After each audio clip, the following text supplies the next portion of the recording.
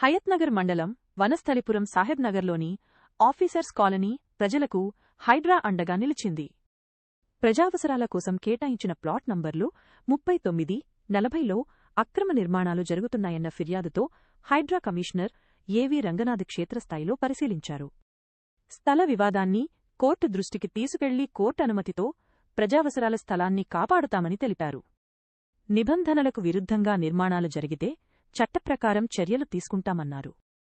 Commissioner వెంటనే స్పందించి తమకు అండగా నిలవడంపై కాలనీవాసులు హర్షం వ్యక్తం చేశారు.